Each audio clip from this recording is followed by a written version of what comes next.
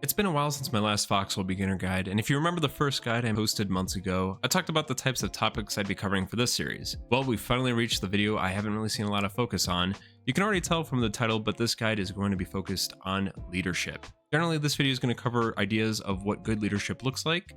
There's a lot to cover with this topic, but I'd highly suggest you check out my previous beginner guides to help build a foundation of knowledge for the game. I've created a playlist that you can view somewhere on screen that has all of the beginner guide videos to date. I hope you've been enjoying these types of beginner style videos. If you do enjoy this video in particular, consider leaving a like and subscribe to the channel. That way you can catch future beginner friendly guides for Foxhole. And with that, let's move on to the contents I'll be covering in today's topic. All of the content for today's video is on screen with their relevant timestamp. We're going to start easy with the section titled Organizing the Troops. This is more about how to actually organize in Foxhole, not just through the in-game tools, but outside resources as well. In Foxhole, you have the ability to organize in a couple of different ways. The first would be in squads. You can either create a squad, naming it whatever you'd like, or join one that's open. Squads are organized locally, regionally, and worldwide. If you find yourself on a front line and eager to coordinate with a group, ask if somebody has a public squad created. If not, ask if anyone wants to coordinate and offer to create one yourself. Don't forget to make sure the lock icon is set to unlocked so others can join without asking. The second way you can organize a group in Foxhole is through the creation of regiments. If you see some letters or numbers in brackets next to somebody's name, that means that player is in a regiment. You can create a regiment by pressing F1 and entering information from the screen to the right. It's important to remember you have to be a staff sergeant in order to create a regiment.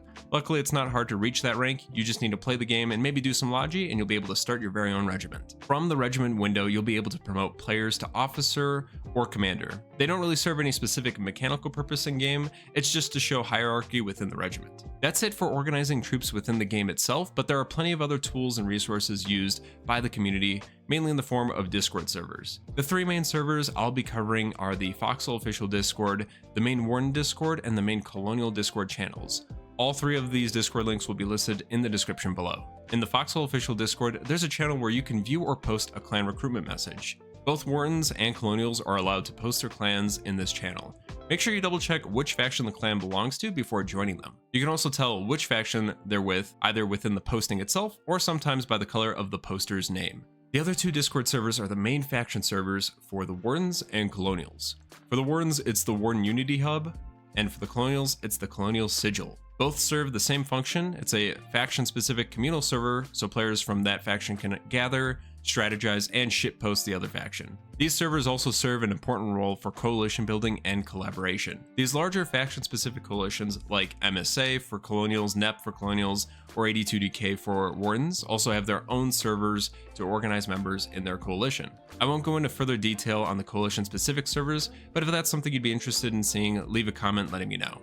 That's it for the organizing troops section. Now we move into the real substantive part of the video, leadership. Do you find it hard to influence players towards a goal? Do you want to know what managing a regiment is really like or how to successfully work with other regiments? What about joining a coalition?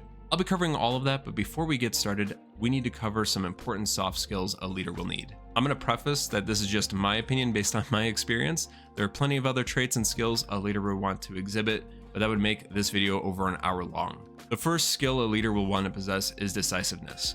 Leaders will need to make decisions on what the regiment will focus on for the war, which part of the map they'll be set up in, what kind of facility they plan to build, if at all. Not to mention, there's the split-second decisions needed to be made in the middle of an operation. All of that is under constant pressure from the fog of war in Foxhole, as well as the interactions from other players in the game.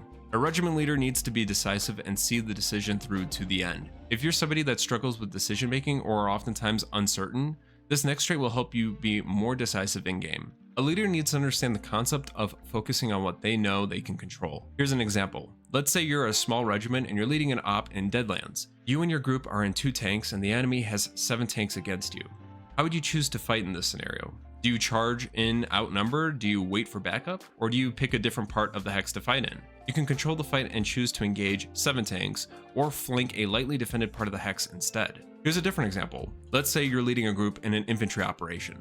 You need to clearly communicate with your group so that everyone is in the right position and knows when to push out against the enemy. However, you have somebody in your squad that's constantly interrupting when you're trying to organize the group, letting you know and the rest of the regiment know that we just lost a point on a different part of the map. The concept of focusing on what you know you can control extends past leaders. This is a concept every Foxhole player should practice. If you're leading an operation or participating in one, it's important to focus on the here and now. Focus on the fight in front of you, what you can control, and not what's going on in another part of the map. That concept also extends to the next trait, which is that of a planner.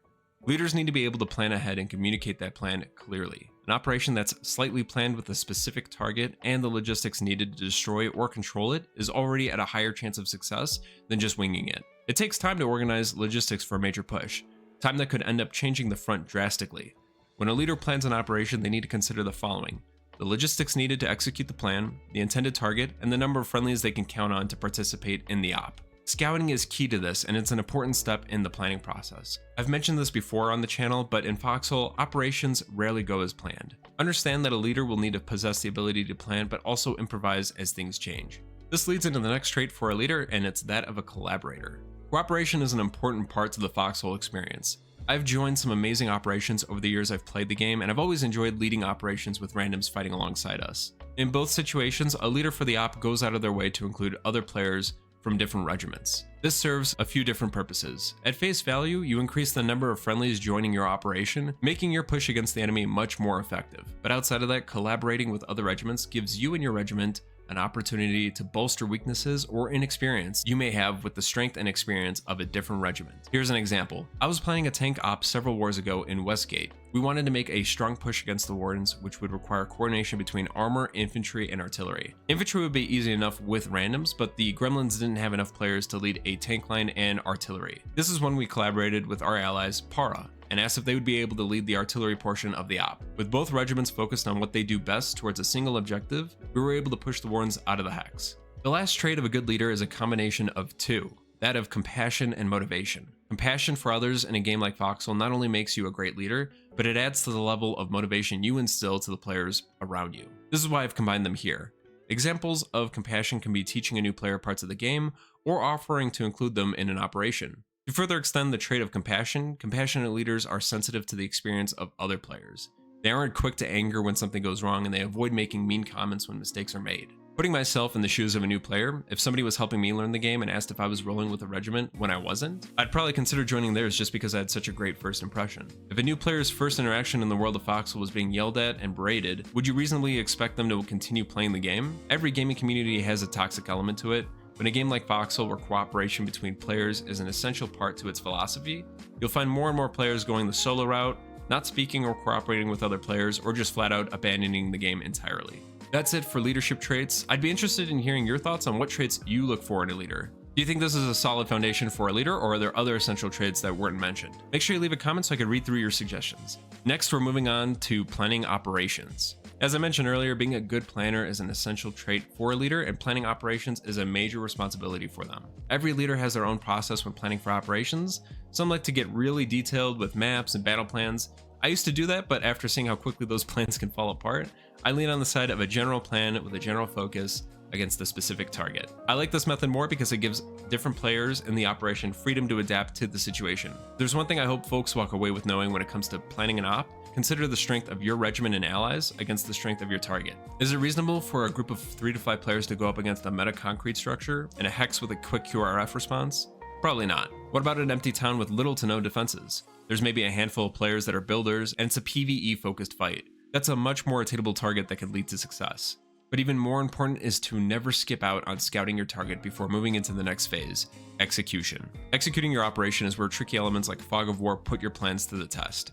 It's always important to use the tools in-game to help make sure you're operating with the most information as possible. For example, make sure you get watchtowers built alongside the route you plan to push through. Keep an eye on the map for troop movement from these watchtowers. Ask players in the hex to call out for groups of infantry trying to flank or a surprise tank column. If a surprise attack is successful, it'll end with chaos, making clear communication almost impossible. Surprise attacks can be deadly for any group, whether it's randoms or a planned regiment op. Lastly, with any operation, it's important to look back on what you learned. After each op, I ask myself the following questions. What went well in the op? What went wrong in the op? What would I fix for the operation next time? What was the overall feel for the operation? It's good to analyze previous ops just to figure out the capabilities of the group you play with and the problems that could come up during those ops. This way you can try something new for the next one and also resolve those issues. In short, for this section, don't be afraid to fail. Failure is a learning opportunity, and as long as you walk away from each operation learning something new about yourself, your group, and the fight in general, you'll be a better leader for the next op. The last section for the video is covering my experience in Foxhole with leadership and sharing what I know with you. Whether it was white whale invasions when I first got started with Foxhole or leading tank lines more recently with the Gremlins, one thing that's common for both experiences is the ability to convince players. When I started making Foxhole videos, I was between a Warrant Officer 2 and an OCDT ranking, which is pretty low.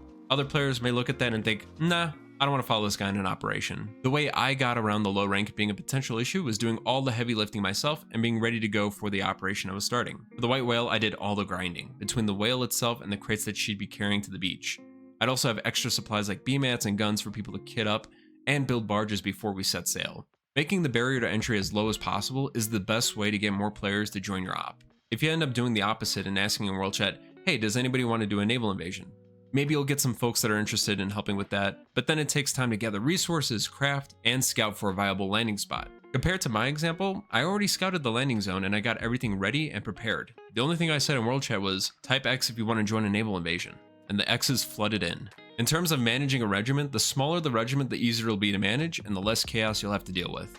In my experience as a regiment leader, you get to deal with some of the negative parts of leadership, which I'll get into next, but a good rule of thumb is to be as fair and impartial as possible. That doesn't mean not giving clear direction or purpose to the regiment.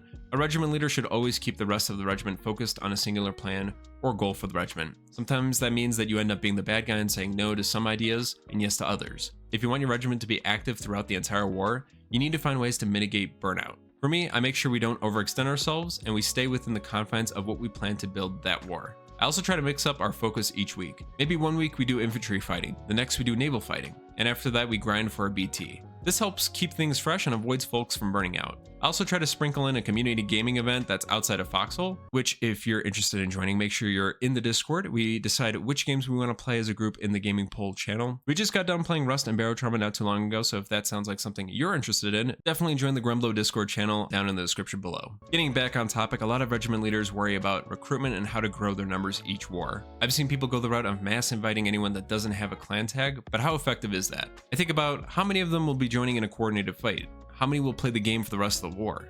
Do you have a place where everyone is organized so they know about upcoming operations? To grow your regiment in a healthy way, my approach has always been to engage with players one-to-one. My interaction is never to recruit them to the Gremlins. If I see a player that needs help learning how to do Logi, I teach them.